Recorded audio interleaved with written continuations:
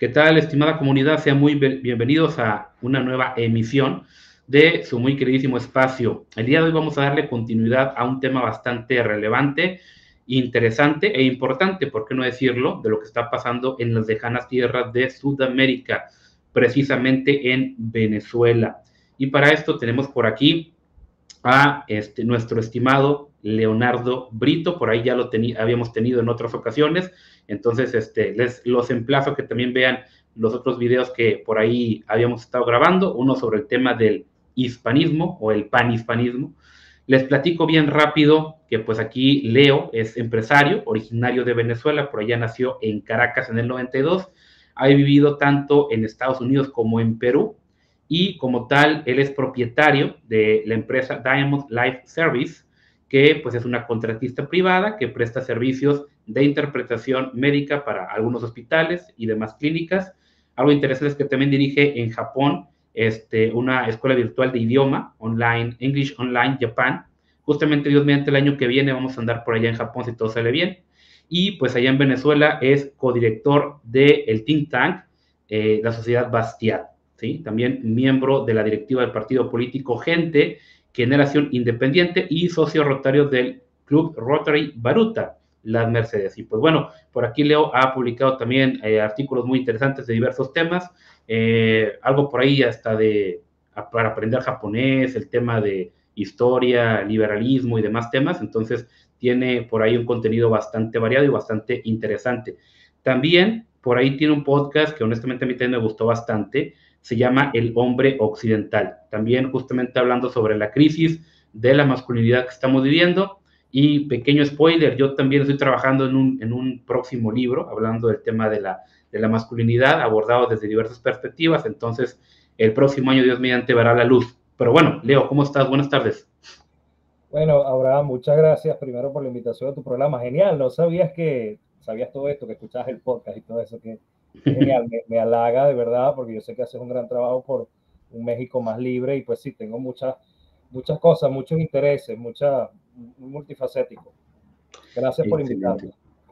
Muy bien, muy bien. Bueno, Leo, pues ahora sí que a lo que te truje Chencha, hay mucha desinformación, lamentablemente, de lo que está pasando por allá en Venezuela. Tenemos por ahí algunos supuestos, ¿no? Influencers, investigadores que se han encargado, ¿no? De lavarle la cara al régimen de Nicolás Maduro. Uno de ellos es el detestable de Diego Rusarín, lamentablemente de mi propia ciudad. Otro de ellos también, este chavo que digo, es lamentable porque tiene estudios muy interesantes, pero en ese tema creo que sí ha errado bastante, es este chavo de Exosapiens, también le ha lavado bastante la cara a este régimen terrible. Qué curioso, ¿no? Que esta gente de izquierda, por ejemplo, habla pestes de Franco, pestes de Pinochet, ¿no? Ellos son del diablo, pero cuando hay un dictador de izquierda, como que no es tan malo, ¿no? Como que la prensa del establishment exagera. Pero bueno, a ti te tocó nacer por allá, conoces gente de allá, estás involucrado. Primero me gustaría preguntarte, ¿cómo empezó? O sea, ¿cómo empezó propiamente el chavismo? ¿Cómo fue que llegó al poder? ¿Cómo Venezuela pasó efectivamente de tener problemas, pero también ser un país bastante próspero, a pues dejarse llevar, ¿no? Por esta corriente ideológica. Sí, yo creo que el chavismo en Venezuela era inevitable, era una cuestión de tiempo. En algún momento iba a pasar porque Venezuela en ese momento era el caldo de cultivo perfecto para que un outsider, y esto a veces puede ser bueno, pero usualmente es peligroso, pues tomar las riendas de un nuevo cambio social en Venezuela. Y lo que ocurrió fue que los venezolanos en la década de los 70, con la nacionalización del petróleo, gozaron de un gran auge de dinero fácil, de crédito rápido, flexible, de mucho dinero de parte del Estado, mucho proteccionismo estatal, pero obviamente las cuentas hay que pagarlas. En los años 80 se acaba todo esto con el gobierno de Lucinchi en algo llamado Viernes Negro en Venezuela, en donde las reservas internacionales cayeron, porque ¿qué pasa? Venezuela empezó a depender demasiado del precio del barril. Y empezaron una cantidad de sucesos uno tras otro. Hubo luego una crisis bancaria en 1994, si no me equivoco, donde 18 bancos quiebran. varios sucesos empezaron a pasar, el país se endeudó muchísimo con el Fondo Monetario Internacional y vino un presidente llamado Carlos Andrés Pérez, pero en su segundo mandato, y él dijo hay que hacer reformas, no podemos seguir como vamos, tenemos que privatizar, tenemos que poner los precios de mercado y no precios subsidiados, tenemos que desmontar este monstruo que creamos en los 70 y intentó hacer eso y lo primero que hizo fue elevar el precio de la gasolina. Esto generó algo llamado el Caracazo en Caracas. Hubo una gran protesta y adivina qué pasó, vino un outsider, un militar que nadie conocía, que dijo, este es el momento de capitalizar todas mis ideas, aquí puede ser esto, y él intenta dar un golpe de Estado. Esto fue en los años 90, él cae preso, ese militar, el teniente Hugo Chávez, luego la gente empezó a romantizarlo como un héroe, ¿no? Hay muchos periódicos de opinión de la época que todavía se pueden ver en internet donde la gente comentaba, opinaba diciendo, sí, necesitamos manos fuertes, necesitamos una democracia con pantalones, necesitamos alguien que ponga orden, aquí hay mucha corrupción, esta clase de cosas. Luego a este señor que intentó dar un golpe de Estado, Hugo Chávez, hubieron, si mal no recuerdo, 114 muertos el 4 de febrero que él intentó dar ese golpe de Estado por un alza de gasolina que no era ni del 10%.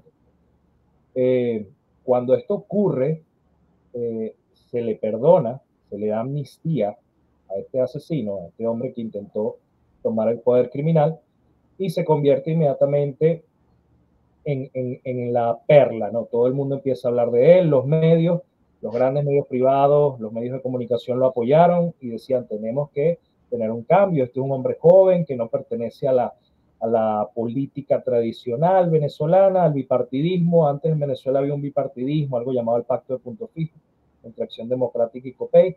Esto es lo que necesitamos, sangre joven. Y el teniente coronel Hugo Chávez en el 99 se vendía como un demócrata, se vendía como un hombre de ideas progresistas, que él pensaba incluso que Cuba era una dictadura, que Estados Unidos era lo mejor que había, pese a que había que solucionar algunas cosas. Incluso fue invitado a la Casa Blanca y estuvo conversando con Bill Clinton, dijo que le encantaba comer pay de manzana y jugar béisbol. Muchos venezolanos compraron esa idea.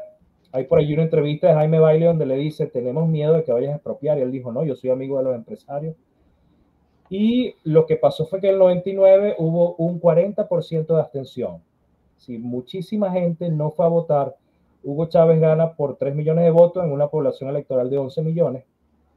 Y ahí empieza pues todo lo que conocemos. En la última elección libre, a mi parecer, que tuvo Venezuela en diciembre de 1999, acto seguido viene una constituyente, el presidente electo Chávez plantea cambiar la constitución y ahí fue donde empezó, como decimos coloquialmente en Venezuela, Cristo a padecer. Muy bien, muy bien. Interesante este punto. Oye, me gustaría también preguntarte, porque por ahí Chávez, algunos lo tienen, ¿no? Como que fue esta persona que supuestamente se enfrentó al malvado imperio, ¿no? Y cuánta cosa, y como que representó esta opción como que más soberanista. ¿Realmente Chávez se enfrentó a los poderes globalistas y vio por Venezuela o dio un discurso de que, pues sí, en la ONU, de que Mr. Danger y que huele a azufre y todo este tipo de cosas, pero por atrás dobló las manitas o realmente sí defendió la soberanía de Venezuela?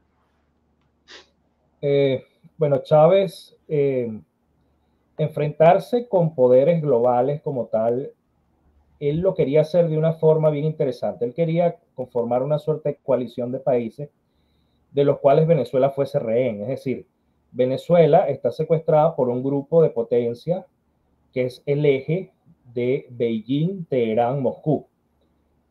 Básicamente Chávez se alineó por medio de La Habana, por medio de Cuba, con estos países, con estas potencias, para crear una suerte de fuerza contra Estados Unidos, ¿no? Dentro del propio hemisferio de Estados Unidos. Ahora, él lo que hizo de forma internacional, casi todos sus esfuerzos fueron en fortalecer a la OPEP como un cartel. Es decir, Chávez tuvo, aunque malvado, pues genial, ¿no? Su gran genialidad de villano, de con todos estos países sentarse a la mesa y como un cartel sencillamente decir, nosotros vamos a elevar el precio del barril al detener la producción en medio de una guerra. Cuando esto ocurre, pues por supuesto Venezuela entra en una gran bonanza, porque otra cosa que tuvo Chávez fue que tuvo mucha suerte. Entonces Venezuela entra en una bonanza petrolera como no la habíamos tenido nunca, entran 80.000 millones de dólares al país, una cosa así sin sentido, y es donde él empieza todos estos grandes proyectos, ¿no? Que casi ninguno terminó, pero donde empieza esta regaladera de dinero, una regaladera de plata a todo el mundo, incluyendo también a la clase media, por medio de muchos mecanismos en donde empezó a comprar conciencia, ¿no? Empezó una ola de corrupción y una lavandería que hasta ahora existe, ¿no? En Venezuela. Pero a nivel internacional esto fue más lo que hizo Chávez. Todo lo demás era discurso, era un tema de pasión, era un hombre pasional que hablaba por muchas horas, un hombre muy dicharachero, ¿no? Tenía mucho encanto folclórico, ¿no? Y a la gente le gustaba esto, ¿no? Tenía esta cosa de envolver a las masas, si se quiere, ¿no? Y por supuesto un megalómano. Chávez era de estos hombres, como creo que todos los dictadores, son personas que piensan que la historia no puede continuar sin ellos, ¿no? Que ellos son necesarios para la evolución, el progreso humano, ¿no? Ellos creen que son dioses, que son faraones, ¿no? Pero esto fue realmente el intento internacional de Hugo Chávez. No creo que en verdad haya querido enfrentarse a Estados Unidos más allá de su discurso o enfrentarse contra una gran potencia. No, él lo que quería era, como te digo, secuestrarnos por un lado y por otro lado crear este cartel de petróleo. Muy, muy relevante esto, porque mira, por ejemplo, en diversas ocasiones, ¿no? Nos han vendido esta idea de que ciertos, pues, ¿por qué no decirlo dictadores, ¿no?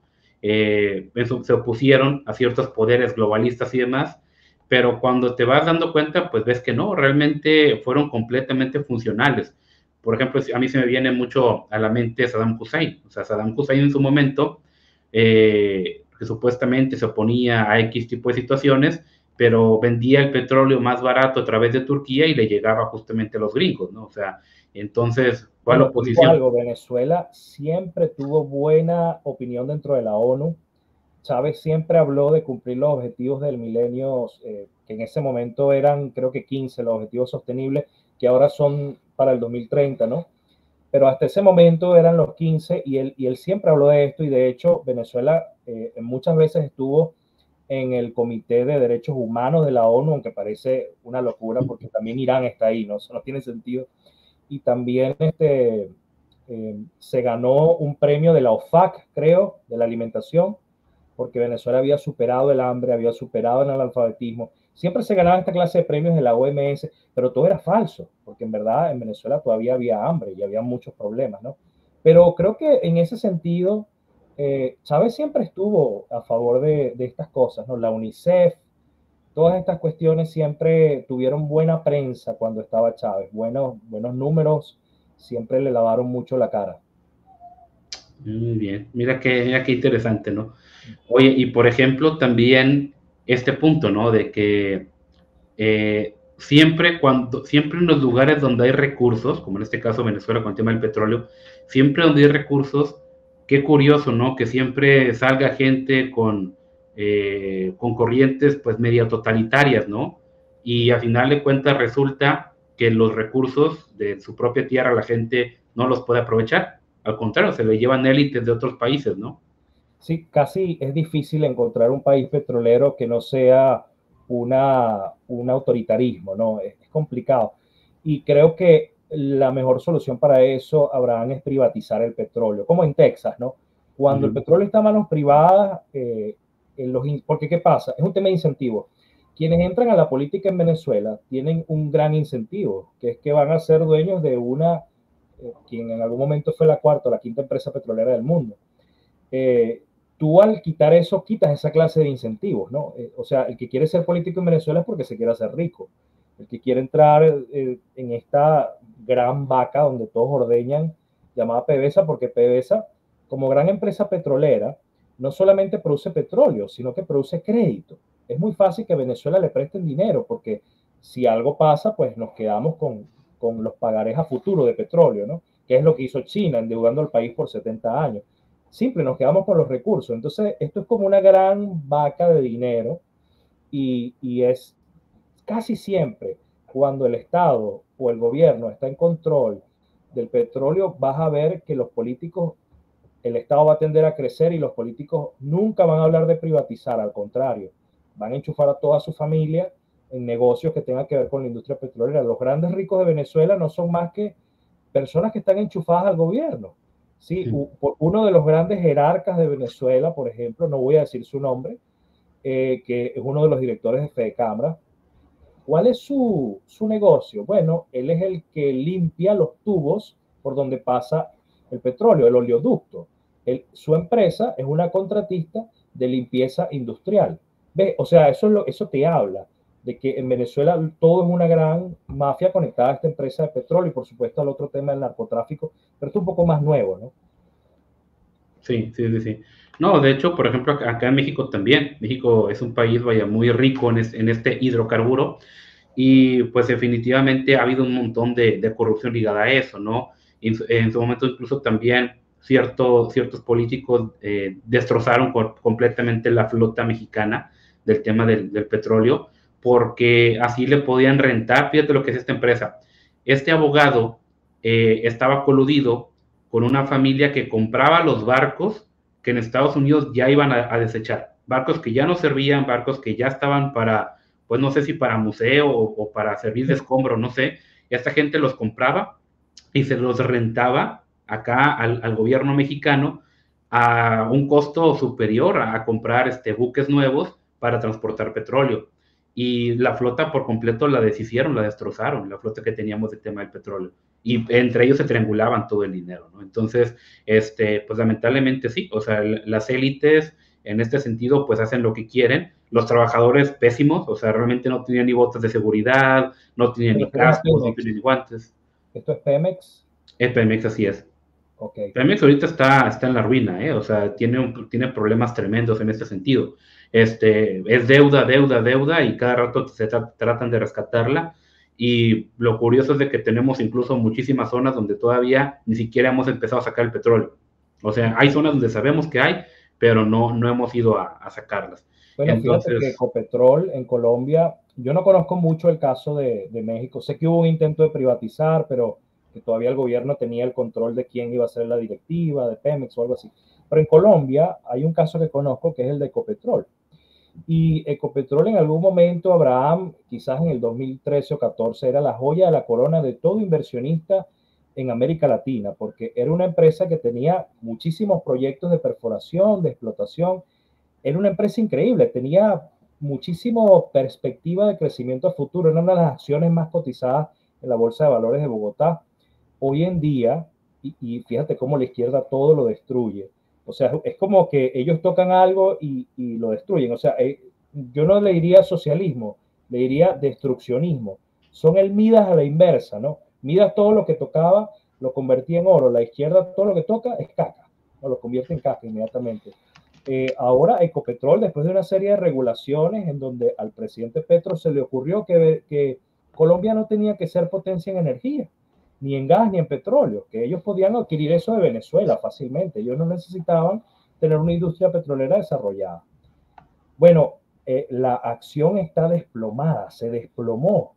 Te estoy hablando, una de las mejores empresas con mejores perspectivas de futuro, completamente por el piso, ¿no? Entonces, siempre que el Estado intenta hacer algo que deberían hacer los privados, son los mismos resultados. Tienes acciones socialistas, resultados socialistas. Eso que tú dices que los gerentes, que los trabajadores son flojos, que ocurren esta clase de negocio bajo cuerda, esa es la historia de PDVSA también, es la misma historia. Eso que dijiste de los buques petroleros pasa mucho también en Venezuela. Es impresionante hasta dónde llega el nivel de destrucción y de desidia en esta industria solamente porque el gobierno decidió tomarla, ¿no? Sí, sí, sí, sí. No, definitivamente vaya, es un tema bien, pues bien turbio, ¿no? Que lamentablemente cambian los actores, pero los patrones se mantienen en este punto. Bueno, oye, me gustaría preguntar también, ya hablando del tema de Chávez, ¿desde cuándo desde tu punto de vista sería el parteaguas? ¿Cuándo podría, sabes qué? A partir de este punto ya en Venezuela la cosa empezó un declive generalizado y ya se empezaron a tener los problemas que pues hoy en día son más que evidentes. ¿En qué fase o en qué año lo pondrías tú ese parteaguas? De hecho, yo creo que ese año fue donde Chávez empezó a vestirse rojo y todo fue rojo. En el año 2005, primero hubo un precedente, en el 2012 intenta dar un golpe de Estado, esto radicaliza a Chávez, empieza una persecución a sus enemigos. Pero en el año 2005 la oposición cometió un error histórico que fue retirarse de las elecciones parlamentarias.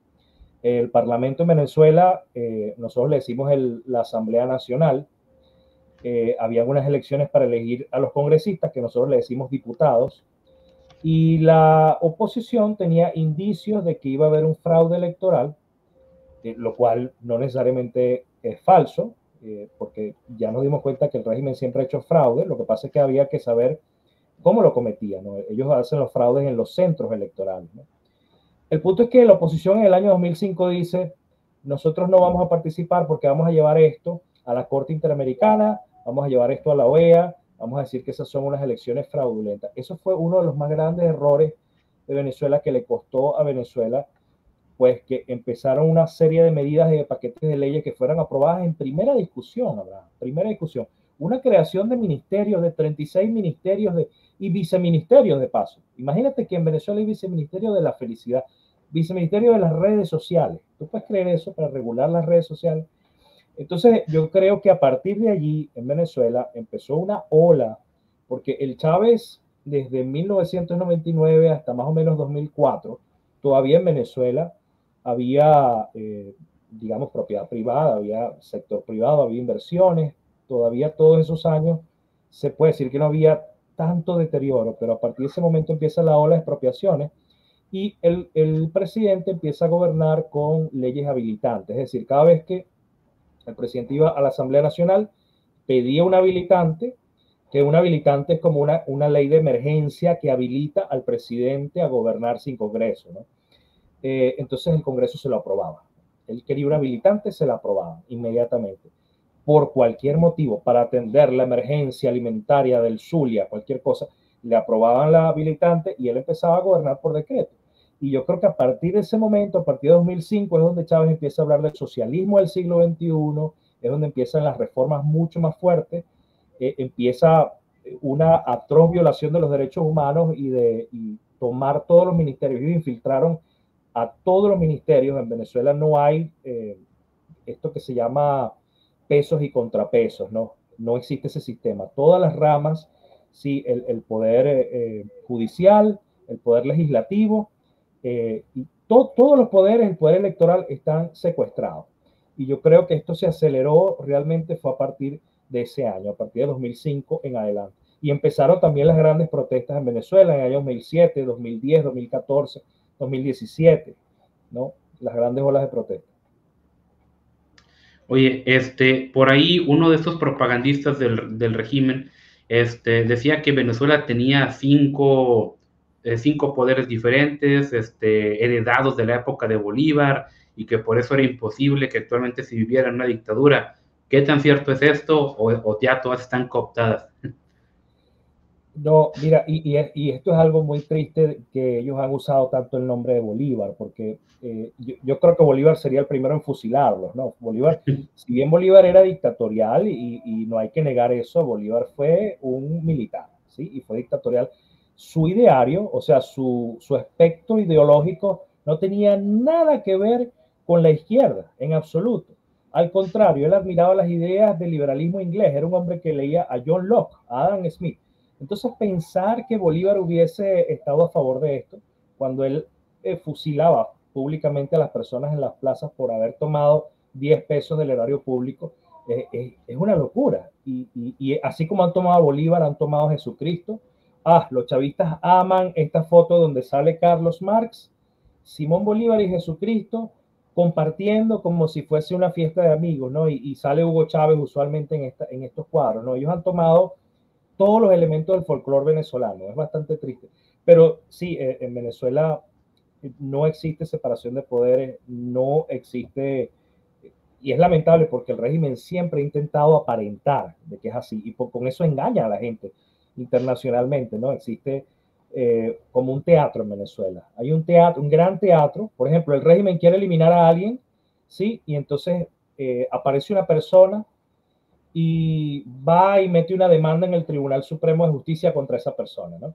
y el tribunal dice, vamos a llamar a la fiscalía para que le abran a una investigación. Después sale el Ministerio Público y dice, sí, encontramos que esta persona es un criminal, entonces vamos a meterla presa. O sea, ellos siempre se cuidan de que todo parezca una gran pantomima, es un gran circo, ¿no? Y por eso, desde afuera, da la impresión de que en Venezuela tiene sus propios mecanismos de resolver las cosas, pero no es así, ¿no? Esto que dice, por ejemplo, que ha dicho AMLO de que Venezuela debería resolver esto porque ellos tienen sus propios mecanismos, ellos son venezolanos, esto no es cierto, o sea, no hay forma de que lo hagamos. Muy bien, interesante. Pregunta, ¿cómo fue que se posicionó Nicolás Maduro como heredero de Chávez? Porque Chávez era un tipo malvado, pero era un tipo listo, era un tipo muy hábil, bastante inteligente. Honestamente, yo veo a Chávez y a Maduro, digo, no entiendo cómo es posible que alguien así haya llegado al poder. Por ejemplo, veo otras dictaduras, como por ejemplo los Castro siguen manejando la isla. Veo, por ejemplo, a China, veo a Corea del Norte, la misma familia se ha mantenido, han elegido títeres, pero han elegido gente bastante inteligente, ¿no? Sí, ya, perdón, con China, Xi Jinping es un genio, ¿no? En este sentido. En Corea del Norte sabe muy bien cómo manejar las cosas, pero como que no me cuadra que Chávez haya elegido a Maduro, o sea, ¿por qué alguien tan estúpido? O sea, honestamente, ¿cómo Sí. estuvo eso? Bueno, de hecho yo creo que eso es lo que lo hace perfectamente funcional a Cuba, ¿no? El hecho de que es tan idiota y de que es simplemente una marioneta. Pero sí, la razón por la que Maduro queda como el guardián del legado de Chávez es porque Chávez en el año 2012, antes de su, creo que tercera sesión de quimioterapia en Cuba, antes de tomar el avión, él hace una declaración pública muy emotiva, en donde él incluso canta y invoca a Dios que lo ayude y todo esto. Y dice, si algo me llega a pasar, y por cierto, la propaganda del régimen siempre repite este video, todo el tiempo, cada vez que pueden.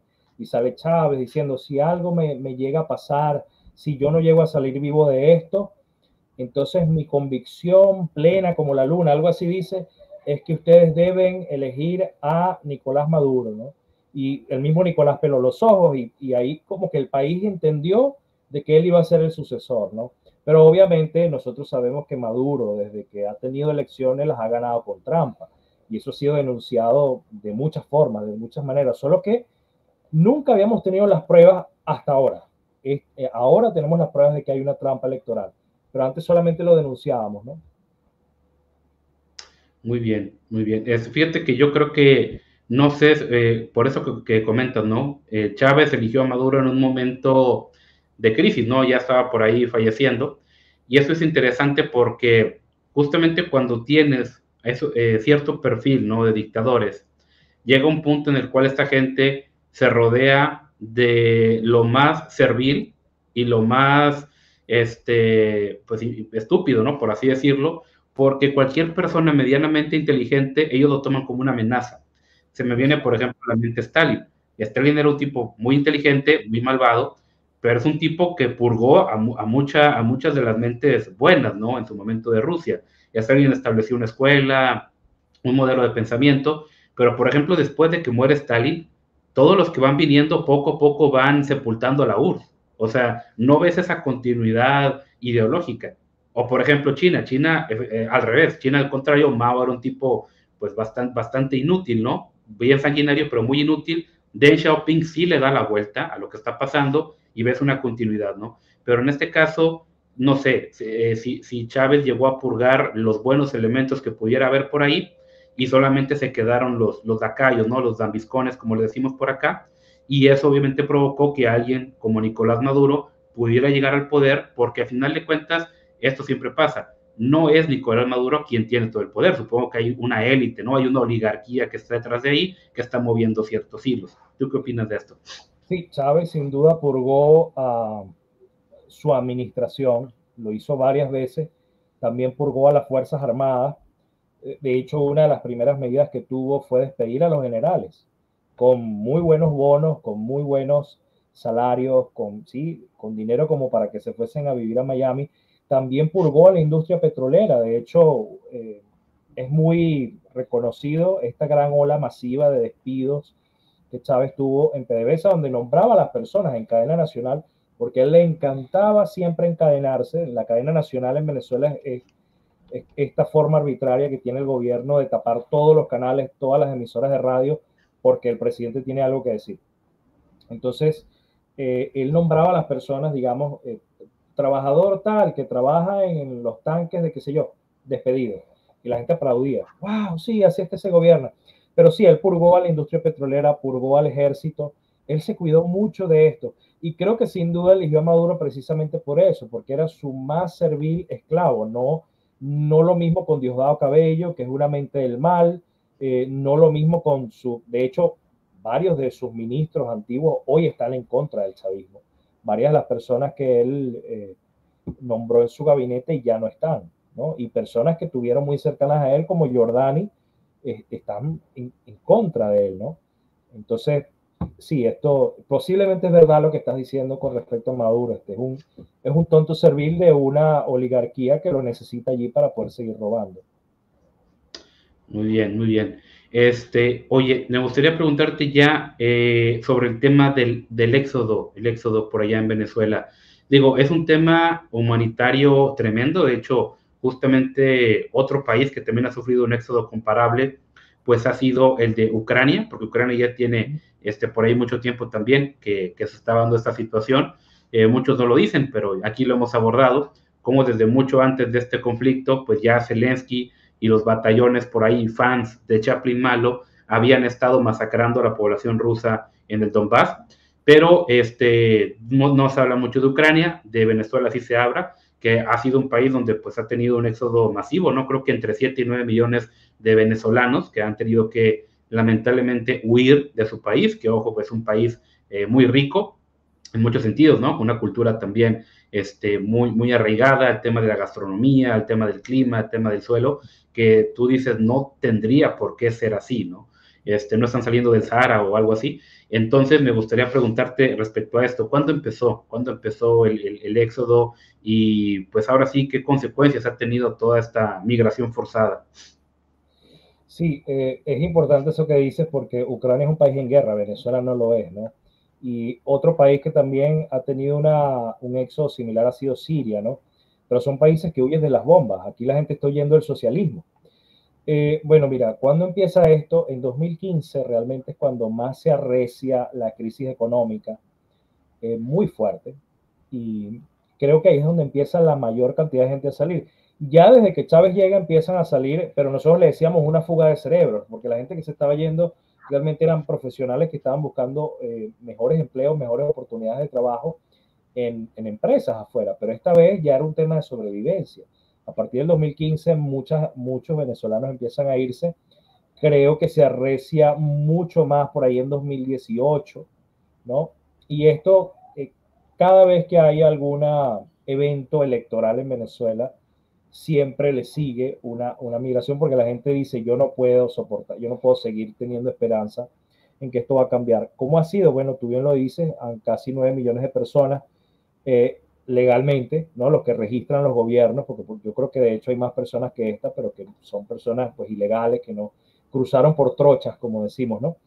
¿Y qué efectos tan grandes tiene esto? Bueno, la migración son personas que están en edad laboral, son jóvenes, la mayoría son personas entre, yo diría, unos 19 años a unos 35, 40 años.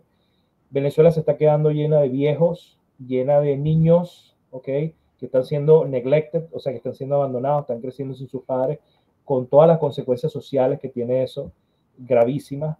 Estas personas que se van en edad de trabajar están en puestos que no son los mejores, o sea, ganan salario mínimo a los lugares donde llegan. Lo que pueden mandar a Venezuela no es más de $50, ok, no es como que Venezuela ahora vive de la remesa, aunque ahorita forman una buena parte de la economía.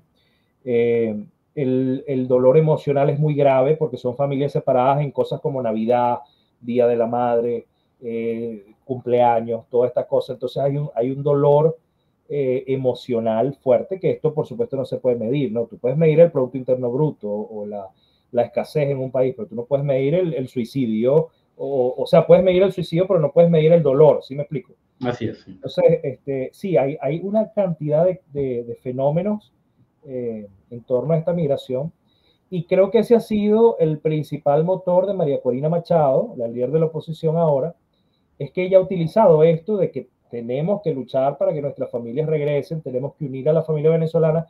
Este ha sido, digamos, el caballo de batalla. Ya no se trata de la economía, ya no se trata de salir de una dictadura, ahora se trata de que queremos que nuestras familias vuelvan y que tengan empleo y que la gente no se tenga que ir más nunca, porque la separación ha sido muy grave, ha sido por muchos años y ha generado una cantidad de problemas. Hay mucha gente que se ha devuelto también a Venezuela porque ser migrante es difícil, no todo el mundo tiene la capacidad de aguante de ser migrante, ¿no? Y bueno, aunque al principio muchos países fueron muy flexibles, ya se han puesto cada vez más complicadas las cosas para los venezolanos, especialmente porque, como dicen, por un poquito pagan todos, ¿no? Hay algunos criminales que han hecho cosas que no están bien, que son una ínfima minoría, y por supuesto esto ha colapsado a los demás, ¿no? Hubo un parol hace poco de la administración Biden para traer a venezolanos y otras nacionalidades y lo tuvieron que detener porque descubrieron que había fraude, que había mafias en esto. Entonces, es toda una tragedia. Lo que está pasando en Venezuela con el tema migratorio es una tragedia humana y más ahora que el régimen quiere quitar las redes sociales, que es la única forma como tienen las personas de comunicarse. Pues sí, es todo un asunto y de verdad no es nada fácil el tema migratorio. Sí, definitivamente muy, muy extenso. Oye, también este punto, ¿no? Relevante, propiamente ya aterrizando las elecciones.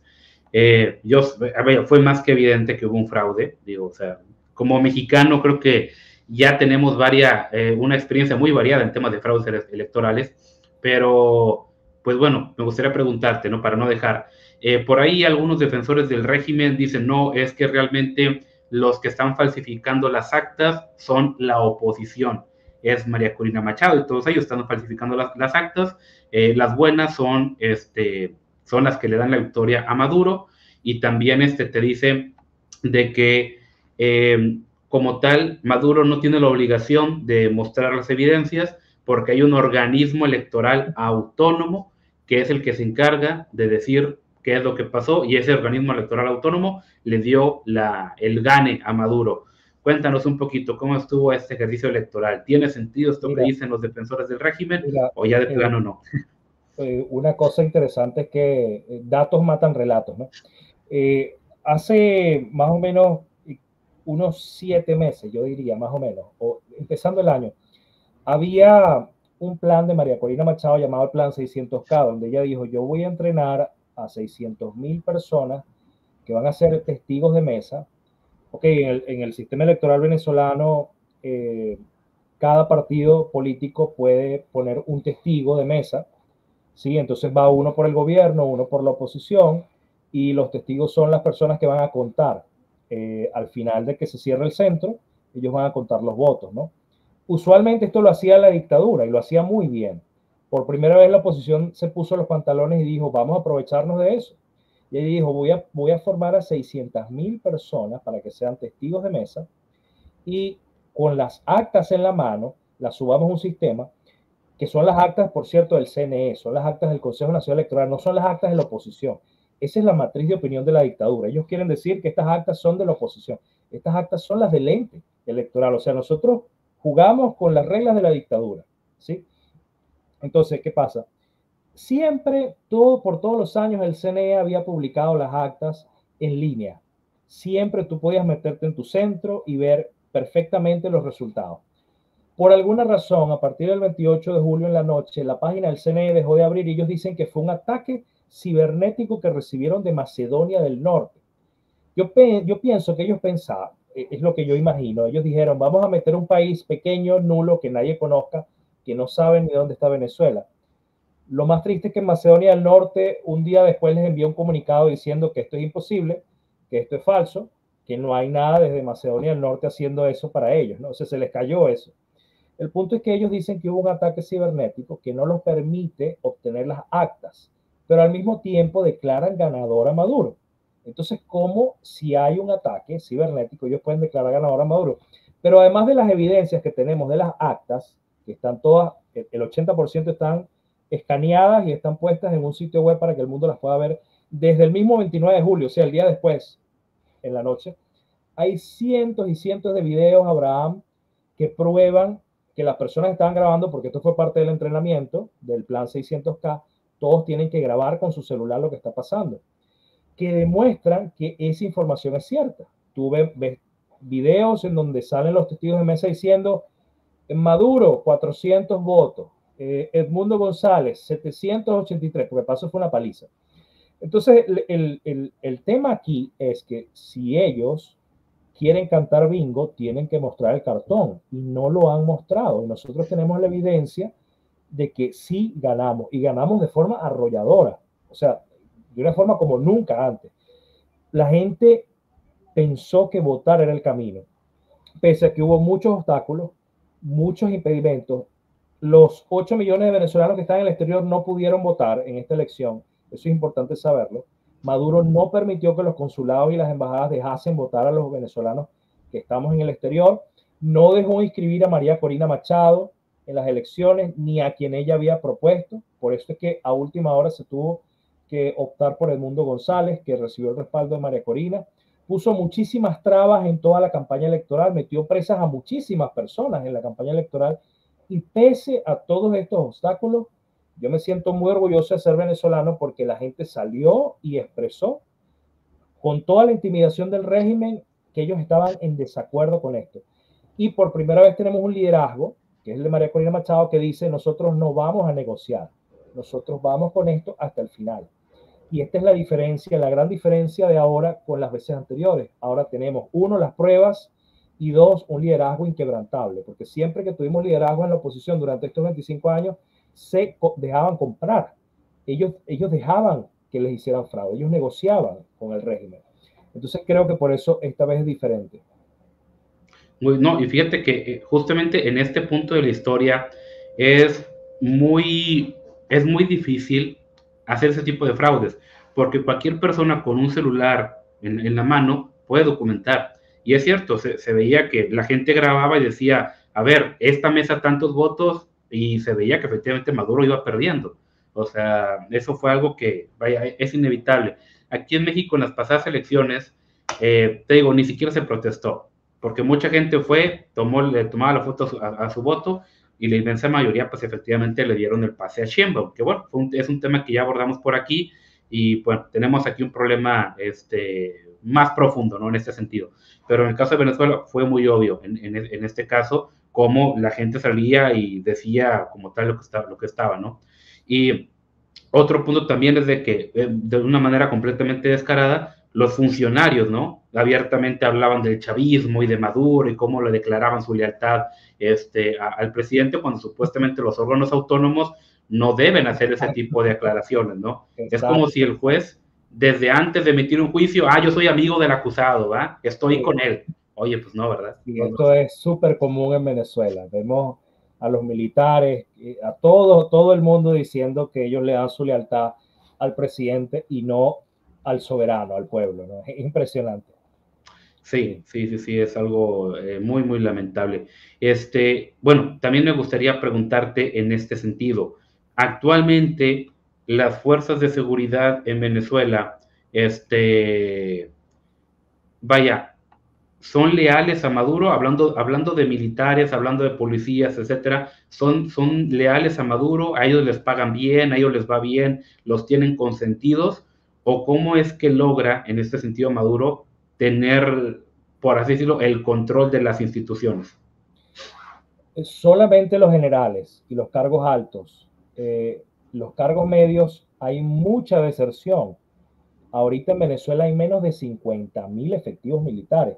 Hay muy pocos, y por eso es que el gobierno, bueno, la dictadura ha tenido que traer a mercenarios rusos del grupo Wagner. Por cierto, ha traído gente del cartel de Sinaloa. Tú que estás en México, ahí ellos han traído, porque Maduro tiene larga data, el cartel de los Soles, que es el cartel de narcotráfico de Nicolás Maduro, tiene largas relaciones con el cartel de Sinaloa desde hace mucho tiempo.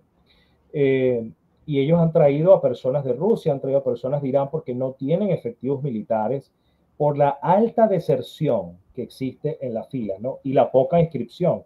Y cuentan ahora con un grupo de viejitos que ellos les llaman la milicia, que son unos señores con unos palos de escoba que, bueno, esto no tiene ni sentido, ¿no? Pero, ¿qué pasa? Nosotros creemos que los militares, al menos los cargos medios y bajos, tienen familia fuera del país. Familia que también sufre la crisis, tienen familiares presos, personas que han tenido que huir, hijos que no pueden ver por alguna razón. Ellos sufren también el socialismo, o sea, los militares, muchos de ellos tú los ves flacos, que les queda el uniforme grande, que no se alimentan bien. Entonces, creo que más que un tema de lealtad, mucha gente se mete o es militar, es por un tema o de reconocimiento o de ver qué le cae, si lo ponen en alguna alcabala donde él pueda robar, o si lo ponen en algún puerto o en algún sitio, porque, por cierto, los militares controlan todo en Venezuela, son los dueños de todo. Entonces, es como un tema de oportunismo, ¿no? O estudias, o haces algo, o eres emprendedor, o te metes a militar y seguramente algo puedes hacer, te montas una alcabala. Entonces, realmente no es como que ellos están totalmente a favor del chavismo o de la patria o del socialismo, ¿no? Son chamos, digamos, oportunistas, la mayoría de ellos, y si bien hay muchos casos de represión, no todos vienen de los militares, la mayoría viene de fuerzas especiales que el gobierno paga, como los colectivos, como la DGCIN, como el SEBIN, que son grupos de choque especiales para hacer operaciones especiales, como ir a agarrar a una persona en la madrugada en su casa y desaparecerla, ¿no? La mayoría de los militares son, digamos, están vendiendo comida, controlando. Hablo mucho de las alcabalas porque en Venezuela, para moverte de un estado a otro, digamos, si tú vas de Ciudad a México a Cancún, por ejemplo, tienes que atravesar por muchos puestos militares, ¿no? Así es en Venezuela. En Venezuela tú vas, por ejemplo, del Táchira a Caracas, hay 30 alcabalas diferentes, ¿no? Y en todas te piden la cédula, y usualmente te piden soborno, no te piden dinero. Entonces, es un tema de oportunismo, de ventajismo. Creo que la mayoría de ellos no quiere reprimir, creo que la mayoría de ellos, si Maduro les manda a que asesinen personas, ellos van a dar tiros al aire, ¿no? Porque lo hemos visto esto. Por supuesto que hay algunos que son locos, que son sádicos, ¿no? Que sí son, que les encanta torturar y todo esto, pero no son la mayoría de los militares. Muy bien, muy bien, muy bien. Oye, actualmente, ¿cómo está la situación por allá? Hay protestas, obviamente ya mucha gente pues ha salido a las calles, es lamentable, ¿no? Porque también llega un punto en el que al principio la gente tiene miedo, ¿no? Como todo, tiene miedo de la agresión, de las consecuencias, pero pues también llega un punto en el que dicen, a ver, tengo dos opciones, ¿no? O mi vida acaba por el hambre, por las carencias que estoy viviendo, o de perdido voy y peleo y mi vida termina peleando, ¿no? Y ya llega un punto en el cual la gente ya dice, pues ya Cuando no estamos tienes nada que perder. Sí. Sí, sí, Bueno, sí. ahora mismo, hoy estamos en agosto. El 17 de agosto, es decir, el día sábado, María Corina convocó a lo que va a ser el inicio de una serie de protestas. Y además son mundiales. María Corina, ha dicho que quiere hacer protestas en todas las ciudades donde hayan venezolanos en el mundo, en todo lugar. De hecho, te invito, Abraham, a ti, a los mexicanos que puedan estar escuchando esto, que se acerquen a las embajadas de Venezuela y se unan a la protesta que va a ser este sábado en horas de la mañana, donde se le ha dicho a las personas que vayan con el acta de su centro de mesa. Por ejemplo, yo no voté en Venezuela, pero yo puedo meterme con mi DNI, ¿okay? Con mi cédula, yo puedo ver cuál es mi centro de mesa y yo puedo descargar cuál es el acta de mi centro de mesa y yo puedo imprimirla y llevarla el día de la protesta, ¿no? Esto va a ser una serie de marchas porque una de las cosas que cree al menos los nuevos líderes de oposición es que no hay que abandonar las calles. Las calles son muy importantes. Hay muchos frentes de batalla, pero una de las cosas que el régimen más teme es que las calles estén calientes, que todo el tiempo haya calles. Entonces, sí, vamos a empezar una serie de calles. Claro que hay miedo, pero también hay, como tú bien acabas de decir, mucho frustración que quiere salir y mucho, como que no tiene muchas opciones, ¿no? Algunas personas estarán pensando en emigrar, pero la mayoría de las personas creo que va a defender su voto hasta el final, porque por ahora, de nuevo, vuelvo al liderazgo, tenemos un buen liderazgo que quiere capitalizar esto. Muy bien. No, pues esperemos en ese sentido que no den el brazo a torcer. Y bueno, me gustaría preguntarte, ¿realmente hay esperanza de que se pueda hacer algún cambio? ¿Hay realmente posibilidades de que se pueda lograr algo? o pues ahora sí que de plano las variables juegan en contra? Bueno, el régimen está débil, pero al mismo tiempo está sacando todo su arsenal. Algo así como cuando un animal está acorralado, que es muy peligroso, cuando tú acorralas a una fiera, es cuando más te puede matar, porque está muy asustada. Y esto es más o menos lo que está pasando en Venezuela ahora. El hecho de que el régimen se haya debilitado, incluso hasta internacionalmente, eh, porque por muchos factores la oposición ahora está fuerte, tiene un liderazgo fuerte, también los hace muy peligrosos al mismo tiempo. Nada más en estos días, desde el 28 de julio hasta ahora, que han pasado 2 semanas, el régimen ha metido en prisión a 2.000 personas y ha asesinado a 26 personas diferentes. O sea, y son personas que no tienen derecho a un juicio previo, o sea, son secuestros, realmente no son encarcelados, son secuestros políticos. Entonces, si hay esperanza, yo no pierdo la esperanza, Abraham, además yo soy cristiano, no puedo perder la esperanza, siempre creo que puede mejorar, pero al mismo tiempo sé que aunque hay esperanza, también hay mucha violencia de parte del régimen. Entonces, realmente yo creo que la salida por ahora tiene que ser un quiebre desde adentro de ellos, un quiebre militar, o algo parecido a lo que pasó. Esto sería como en Polonia, pero también puede ser un caso como lo que pasó en Rumania, que es que esos 7 millones de personas que votaron por el mundo salgan a la calle, al Palacio de Gobierno y pase lo que tenga que pasar. Efectivamente, fíjate que es bien interesante eso que comentas de Ceausescu, porque no sé si podría considerársele más una leyenda, pero al menos la esencia me gusta bastante. Y es de que justamente cuando estaban haciendo un programa de televisión, donde había, no sé, miles de personas aplaudiéndolo, ¿no? Una persona, mientras todos estaban ahí aplaudiéndole al régimen, una persona se mantenía así, o sea, molesta, ¿no? Estaba manifestando su molestia.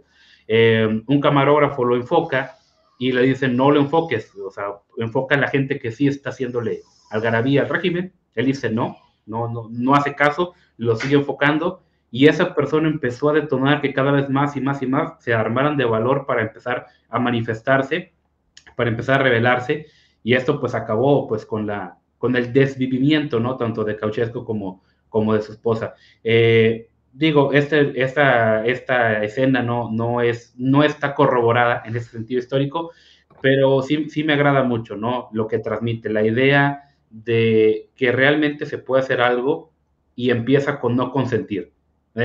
Yo no estoy consintiendo esto, en el sentido de decir, hay que empezar a ejercer presión, creo que en ese sentido es muy, muy importante, y sobre todo que la gente no se desanime. Como bien dices, la calle, en redes sociales se pueden manipular fotos, se pueden manipular videos, se pueden hacer muchas cosas, pero cuando la gente ve que día tras día tras día la calle se sigue manifestando, ya se empieza a generalizar un sentimiento de inconformidad tremendo, ¿no? Y eso ya creo yo que puede empezar a modificar, incluso como bien dices, a los medios, a los mandos bajos, a los mandos medios, e incluso, ¿por qué no decirlo?, el tema de las armas, ¿no? ¿Dónde se guardan las armas? ¿Dónde están los almacenes de armas? También eso creo yo que es muy importante, e incluso va a llegar un punto en el cual la misma gente que reprime se va a hartar. Digo, por ejemplo, lo que hizo Gandhi en la India, ¿no? Gandhi dijo, vamos a tomar la sal, y cuando lleguen los británicos a molerte a palos, no hagas nada. Llegó un punto en el cual la misma gente se cansó de estar reprimiendo, ¿no? Dijeron, o sea, se siente feo estar golpeando gente y que esto no termine. Entonces creo yo que la clave es la perseverancia. Efectivamente, pues yo también soy cristiano y yo creo que Dios puede hacer la obra en este sentido, y pues desde nuestra trinchera, ¿no? Orar por nuestros hermanos venezolanos, porque definitivamente pues la están pasando bastante mal, y también orar para que México pues no caiga en algo similar, ¿no? Que cada vez se producen amenazas de este tipo. Bueno, Totalmente de acuerdo. Leo, ¿algo más que quieras apuntar respecto a este tema? Bueno, nada, finalmente a todos los mexicanos que nos ayuden compartiendo, difundiendo, usando sus redes sociales, ese gran poder que tienen ahora los ciudadanos en el mundo. No tienen idea de cómo el régimen le tiene miedo a las redes sociales. Ahora su enemigo principal es Elon Musk. Es impresionante. Ahora todo Elon Musk es el enemigo. No, y eso es bien interesante, ¿no? Porque supuestamente si tú eres un gobierno A ver, creo que por ahí se te cayó un poquito la red. Ahí hubo una inestabilidad. A ver. Sí, A ver, ya, a ver. Ahí como que hubo un... sí, qué raro, ¿no? Pasan cosas, son los hackers de Macedonia que están interfiriendo en la transmisión. Sí, esperemos que no sea el SEBIN, que es el servicio de inteligencia de ellos. Okay. Sí, sí, sí. Ah, bueno, adelante, como que se te cortó ahí un poquito. No, bueno, básicamente mi llamado es a que sigan compartiendo, sigan informando, generando awareness, ¿no? Conciencia sobre lo que está pasando en Venezuela, y muy importante que si van a compartir cosas, compartan cosas oficiales, porque el régimen también tiene sus laboratorios, ¿no? Entonces, compartan cosas que realmente vengan de la oposición, de fuentes oficiales, apoyen a los venezolanos que están en sus ciudades en estas serie de huelgas que vienen a partir del 17, que van a ser no solamente frente a las embajadas de Venezuela, sino también en frente a las organizaciones internacionales como las oficinas de la ONU, de la OEA, de la Corte Penal, ¿no? Porque esa es la otra. Todo esto están de espaldas a Venezuela, ¿no? Y a lo que está pasando. Así es, así es. Y bueno, como les decía, que es justamente interesante esto, porque si tú eres una dictadura y quieres convencer a la gente, lo más tonto que puedes hacer es prohibir las redes sociales, ¿no? Y justamente la peor decisión que puede haber tomado el gobierno fue lo que hizo. En este caso Maduro, ¿no? Se andaba peleando con WhatsApp y luego peleándose con Elon Musk de Twitter, ¿no? O sea, ya de plano dices, quieres darte legitimidad y justamente haces lo que te la va a quitar, ¿no? Exacto. Así es. Muy gracioso. No tiene legitimidad, definitivamente. Muy bien. Bueno, Leo, por ahí, no sé si quieres comentarle un poquito a la gente acerca de tus redes sociales, dónde publicas, dónde compartes por ahí tu contenido, sí, para aquellos interesados. Sí, muchas gracias. Quiero también hacer esta acotación, que todas las opiniones que yo dije fueron personales, no pertenecen a ninguna organización de la que yo estoy involucrado, ¿no? Sí, pueden leerme en vida-diamante.com. Ahí es donde yo publico mis opiniones, mi percepción de la vida, todas las cosas que yo hago las ven allí. Allí también van a encontrar mis redes sociales. De nuevo, vida-diamante.com. Muy bien, muy bien, muy bien. Bueno, pues a todos aquellos que también quieran seguir esta situación, pues adelante, ahí los emplazamos a seguir dicho contenido.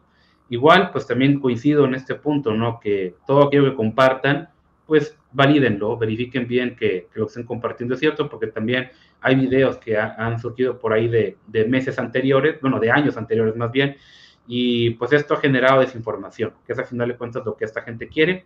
Entonces, validen todo aquello y pues sobre todo no desaprovechen la oportunidad y vayan y muéstrenle su afecto a Diego Rusarín, que ya limitó los comentarios en todas sus redes, en Instagram, en YouTube y demás. Por ahí limitó la interacción porque pues le llovió bastante sabrosón. Bueno, gente, como siempre, yo me despido diciéndoles que el socialismo no funciona y a los hechos no les importan tus sentimientos. Hasta la próxima, bye bye.